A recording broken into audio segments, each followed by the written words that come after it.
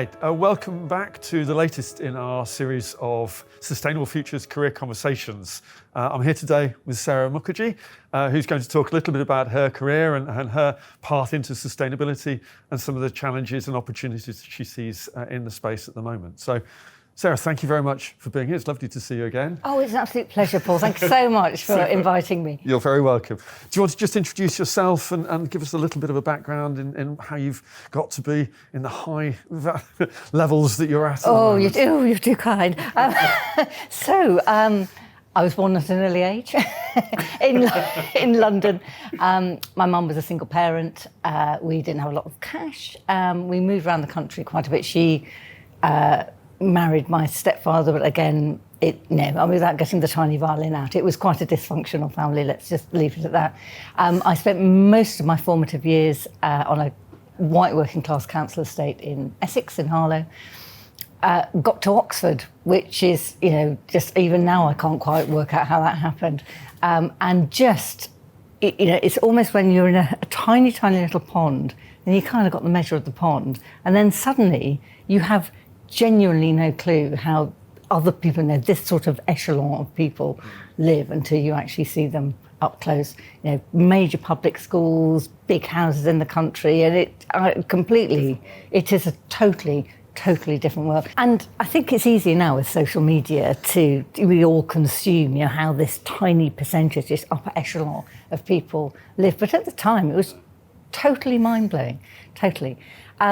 So eventually you find friends in your kind of level, people who went to state school, people who came from similar backgrounds, friends I've still got now.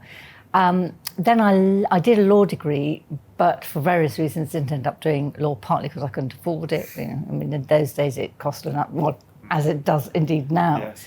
Very little support for anybody. So it was temping. And I saw an advert for a Manpower Services Commission, which shows how long ago it was. I'm so old. And it was about this big in the paper, as we all read papers in those days. Yeah, remember the old adverts and papers. Do you remember that? I know everybody under 35 will be looking, thinking, "I'm sorry, I understand these words, but not in this sentence." Yes. I applied. I got on. I got a bursary from the BBC, and then went into a 20-year career in the BBC, and I realise I'm still talking about the first bit, so it's an interesting bit, yes, no, exactly. So, general reporter, local radio, local telly, national radio, as you tended to be the career path those days, and started doing environment stories really because of the BSE inquiry, which I thought was quite undercovered by the BBC, so asked my editor if we could do a bit more in more detail. And of course, that started me having conversations about agriculture, about food safety, about the environment, and eventually became an environment specialist and correspondent for network telly and radio. And it sounds like it chimed with you. So there was something about that you thought, here's something I can really get my teeth stuck into. The thing I really intrigued me about it was that there's no easy solutions. I mean, there are definitely no easy solutions now, but even when I started journalism in this space, there were no easy solutions. Yes. Journalism is so much often constructed as a row between people. I used to have arguments with the Today producers, because what they wanted somebody shouting at each other in a live, what we used to call a donut. So so they're the jam and you're the kind of pastry. You're the dough in the donut as the correspondent. So it's you, them, you, back to the studio. And I don't think people really appreciate people yelling at each other at 7:40 in the morning. It's much more interesting to hear actually these unlikely groups of people have found common cause in this, or this is an unintended consequences of what seems like a reasonable decision. Yes, or have different interpretations on what the best way forward, but want to work together to create a solution. I think that's what we're trying to do within that whole environment sustainability piece, isn't it? It's to sort of create solutions, and I think that's an important part of when sustainability works, is when people with different views come together and say, okay, let's try and solve this problem. And it's you're so right, and it's increasingly rare well, I say increasingly. I think we've turned the corner on that now. But certainly when I left the BBC and took a job in the water industry and then worked for pesticide companies. I mean, and one of the reasons I took that job was that I thought there is so much shouting from two sides and very, very barren land, I mean, no pun intended, in the middle. And we've got to find a way to feed people, and we've got to find a way to support nature. And this is not getting us there. So how do we have those conversations? And that for me is where the current role is sort of perfectly positioned, isn't it? So just talk about your current role and IEMA as an organisation and where that fits into the picture. Sure. I joined IEMA as chief executive just actually 3 years ago to almost to the day. I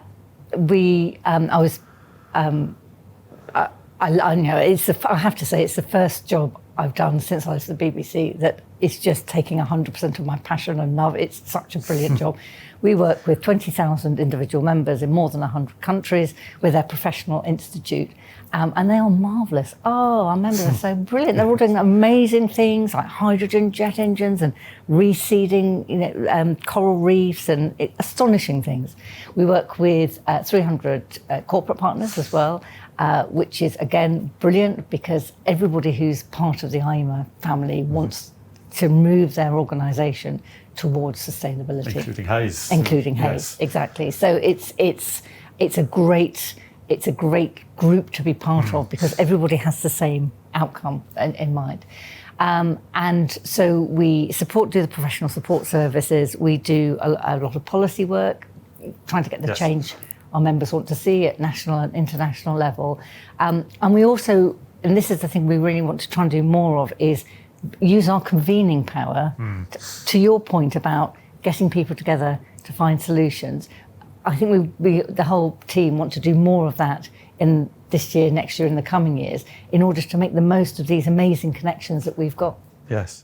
So just thinking about your role and what you do on a day-to-day basis, how does that translate itself to your practical day-to-day working life?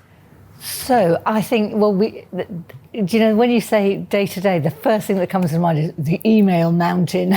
I don't think anybody is... Don't get away from that. Exactly, just the email when you just, like the albatross around your neck, all these emails that come in. So there's, funnily enough, there's always a certain amount of dealing with the day-to-day stuff that comes in. So people asking if I can go and speak at events or present, which is great. I think anything that I can do to raise the profile of IEMA and bring our thoughts into the public space is fantastic.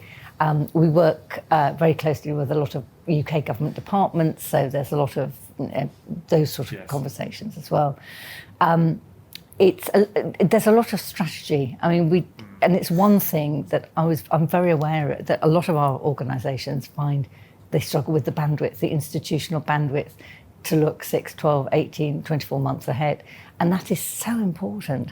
And so we try and carve out time to get together as a senior team, wider leadership team, as a whole team, to think about what IEMA will look like in the next year, 5 years, 10 years. And in fact, we've just finished a big project with our members about exactly that. Yes, no, indeed. And I'm interested if there are themes coming out of those sort of conversations and bits you can pick up to say, okay, this is what the sustainability profession is thinking and the challenges that they're facing. Are there any sort of commonalities there that you can see?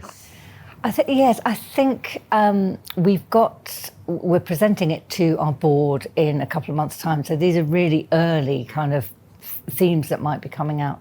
But the thing that's really struck me is that conversation around what is sustainability, because it's not what it was even 5 years ago. I think that there is a feeling that, and I suppose the question is, where do you finally draw the boundary? Because human rights and modern slavery is sustainability. Social value, do companies give back to the communities that they're based in? That's now the whole social value piece. Social value, exactly, as it's known. Do we extend it even further into talking about actually organisational change? Because you tend to find that businesses that are quite far ahead on their sustainability journey are actually more profitable, tend to be more diverse. Yes. And so you could almost say, well, it's a bit chicken and egg. You know, are you a good business and therefore sustainability is part of your thinking? Or has the sustainability thinking made you a good business because you've looked at all your business operations? Yes.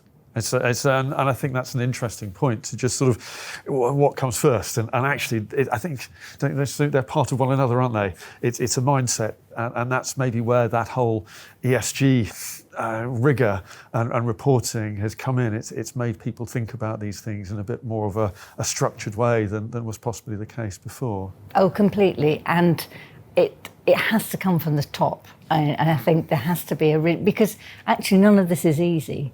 If it was easy, everybody would have done it already. Yes. It's quite difficult. It's hard, and people find it very difficult to change. I've done some academic research into change management and in fact toxic personalities within organisational structures. And the inertia that sets in, even if you've got someone who's completely unsuitable for a senior job, can be immense. Yes. Because even though change is absolutely a part of our daily existence, we resist it. You know, we don't want to move on. You know, find it very difficult. Yes. And you go into a business, and we've all been in organisations where you go through the door and I've got a new boss and these new colleagues, and I'm sitting in a different place, and it just does your head in. Yes. And do you think that's a particular challenge with sustainability, which is changing all the time? This sort of different focus, is that one of the barriers to greater uptake on what we're trying to do here, or is it that too simplistic? No, I think that's a really good challenge, and I suppose, I mean, the thing is, we're doing at IEMA, that's what we're doing, sustainability, and we're supporting members. That's what we do. I absolutely appreciate that for many organisations, they're also, they've got really tough economic conditions. They're managing headcount. The staff wages are going through the roof because it's a white-hot job market at the moment. And sometimes you think, and you're now telling me that I've also got to do this massive organisational audit and change. But the problem is, if you look in 5 or 10 years' time, these are coming. All this stuff is coming down the track. So you can prepare now and be ahead of the game, and actually become. And in fact, some of our organisations that we work with and our members are becoming beacons of excellence, if you like, for their global companies, because the UK is slightly ahead of the curve in this. Yes. So it's a question of when, not if. Yes. And even if you start it incrementally, it's worth doing. But I think you're absolutely right. What does sustainability mean now, and what will it mean in 5 years' time is difficult for even the experts to work out. Yes. Have you any insights as to what you think is coming down the track? Is there anything there that you'd pick out and say, that's an underutilised? I've been talking about water and the challenges of water for a long time, and it feels like that's sort of started to gain some traction. Yes. I mean, this going to sound like a bit of a politician's answer, but I almost wouldn't start from there. If you're talking about an organisation, I think for me, the first point is cultural change. Because in the past, and this has happened even since I've been involved in IEMA, which is, as I said, 3 years, we had sustainability managers in corporate services or health and safety or ops, or, they were kind of spread out. And sometimes some organisations, let's be honest, just thought, by page 104 of the annual report, that's sustainability sorted, thank goodness for that. The really successful organisations, the ones who are really beginning to motor with this and seeing the results on their bottom line and in their staff retention, we can talk about that in a minute, the really successful ones are beginning to make sustainability a fundamental part of business operations, even aligning it with their financial targets and KPIs as well. And the ones that are doing that are finding that you have to have that conversation with sustainability in the same sentence as everything else that you think is fundamental to running a business. And just to pick up on that, you've done a lot of work in IEMA about green skills, and I know that the Green Careers Hub has recently launched, which is really exciting, and we've been really pleased to be involved in that in a small way. No, it's a very good initiative, because I think it's not just about sustainability professionals, it's about a broader set of skills to contribute to that economy, or the greening of the economy. How do you see that? Yeah, we say all jobs greener because there will be a point where, in fact, one of our team members says, in the same way as you do a health and safety induction, everybody does one, you'll be doing a sustainability induction at some point in the not too distant future. That will be absolutely fundamental because it will be all about how you reduce your footprint, save carbon, save materials, work with your suppliers, work with your partners as well. And there won't be a job that will be unaffected. And we tend to, it tends to be all of the latte drinking classes, and we talk about people floating about in offices, but actually the people who are going to drive the change, and I think I find this quite frustrating because there's an awful lot of, posh old Etonians, or they're called old Etonians by the very nature of posh, posh blokes in fishermen's sweaters, wagging their finger at everybody else on the telly saying, oh, well, if only you lived in a yurt and had a 50 acres like me, you too could afford to feed yourself for nothing and have no food miles. Well, congratulations. But, that most of the population are not in that position at all. But there is a way of looking at the future economy with sustainable, proper jobs like electricians. We are so short of electricians to put in EV charging points, like plumbers, for heat pumps and air pumps, these proper jobs that people go and do every day that could be sustainable, well paid and have a genuine future. And nobody's been talking about that. It's, it's much easier to have a pop at someone because they flew to see a relative. And that's another thing. Sorry, I'm on a roll here, but I get really, again, frustrated by the conversation around air travel because I think it excludes a lot of people from minoritised communities. I was having a conversation with someone recently who was the first person in his family to be born in this country. He's of Indian heritage. He's very involved in the green movement, but he said, well, why am I saving the planet if I can't go and see my relatives, if I can't see my uncle's wedding or whatever it is? And that's a really valid point. 2% global emissions on air travel, 10% on fast fashion. And so, obviously it's there is pointless air travel that we should absolutely not do. But there is meaningful travel that actually makes a difference to people. And just saying, oh, well, you should, it just doesn't, you're not engaged. But that's the thing about sustainability, is that there's never a simple black and white, or very rarely simple black and white issue. And it's navigating those grey areas that I think is the skill of a sustainability professional, which is undervalued in many ways. Totally. Everything is a nuance, and everything is there are no easy win solutions. And I think there's a real danger that, and I don't think that, as a former journalist, I don't think journalists help in this. No. It's all, we're either going to burn or it's all fine. There are lots of shades of grey in there that we have to articulate to get to the future. We all want the same outcome, which is a clean, healthy, sustainable planet for our children and grandchildren to inhabit. And so if that's the outcome, how do we get there collectively? Indeed.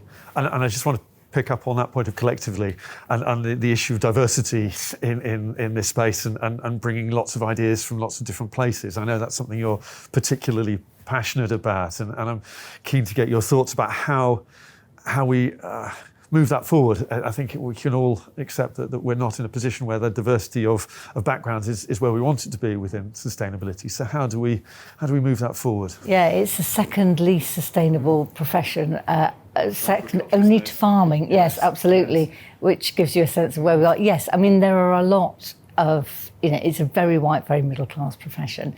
And it's interesting, Black Lives Matter was not anything to do with the communities from my heritage, but it was a real touch point, I think, for a lot of people who aren't white, who live in this country and in the developed world, really, because it was just a learning that nothing had changed, that all the rubbish we put up with, and believe me, I was watching a programme with my husband is white English, and we were watching a programme which just gave a sense of what it was like to be non-white in the 80s, late 70s, early 80s in this country. And he was saying, Oh, what? And that's outrageous. I said, that was my life. That was actually all of our lives. And we thought, oh, well, it would get better for the next generation, and it hasn't. People are still being asked, where do you come from? Or, being excluded and othered and left off all the kind of social emails and that sort of thing. And it's happening now to young men and women of colour. We set up something called the Diverse Sustainability Initiative to try and get people together to break down some of those barriers. And we've had some success, but we're not moving nearly fast enough.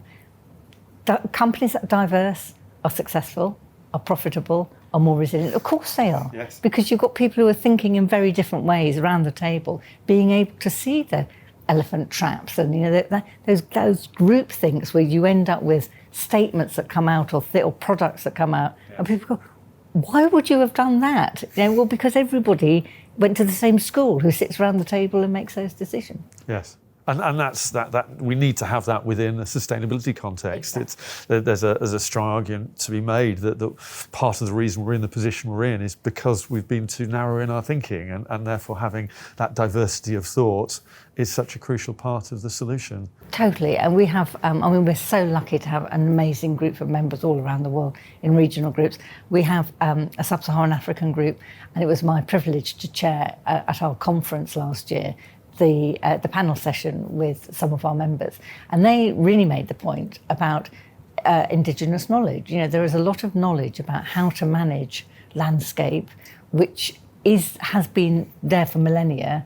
What tends to happen is people come from business schools in the developed world and come to, right, that's what you've got to do. Efficiency. Exactly. What about listening? What about having a conversation with respect about what we can learn? And there's an awful lot we probably should be learning from other people from other heritage. Absolutely. So we're sort of coming to the end of the conversation. I just wanted to, I know, didn't it just? Before we do, I want to get some nuggets from you about advice that you'd give to somebody coming in and thinking, how do I develop a career in sustainability? How do I develop my professional interests to align with my personal interests? Are there any particular snippets that you'd give to support people in that? Well, first of all, I would say that if you're going to go have a job in sustainability, you're entering a white-hot job market. So if you have sustainability skills, you will get a job. And that's usually, when I talk to students, I pretend to walk off the stage at that point because that's all you really need. But do have a look at the Green Careers Hub, of course. If you're interested, there's a wealth of information there for you. But what I would say in terms of your personal development is network. The reason that all these, people of privilege get where they are is that their families and grandparents, they have networks all over. So they just ring up someone if they want a job, and funnily enough, they get it. Now, you might not have the advantage of money, but you can make connections, and just keep going with it. Get your LinkedIn up to date. Start talking about stuff. Start trying to get yourself to events and join online groups as well. That doesn't cost anything. But the more people you know, the more likely you are to be able to work out, and learn from people. Everybody's really happy. I'm sure you're the same. It's amazing. Yeah. The willingness of people to give their time and expertise is remarkable. So yes, exactly. And I'm sure you would do the same. If someone came to, and we all do, because we want to see those bright, brilliant people coming through as the next generation of sustainability professionals. So ask the question and you will often get a reply. And maybe I'd add to that being authentic. Yes, absolutely. Because I think people try to be something that they're not, and that is something that I think there's a lot of opportunity within sustainability to take your passion and use it and be who you want to be. Yeah, I think there is still imposter syndrome. I still get it, to be honest. I walk into a room and think, oh my God, all these people. But that, if you're white working class, if you're a person of colour, if you come from not the usual group, you do sometimes trying to ram yourself into a square peg when you're a round person. And so, as you said, you should celebrate your roundness. Absolutely. And actually be authentic, because that passion will come through. And that's what we need. We don't need people who think the same way. We need people who think in very different ways in order to make a resilient sector. Fantastic. that seems like a very good time to say thank you very much to Sarah, and thank you to everybody for listening in and for watching what I hope has been an interesting conversation. And we look forward to speaking to you again. Thank you. Oh, it's been an absolute pleasure.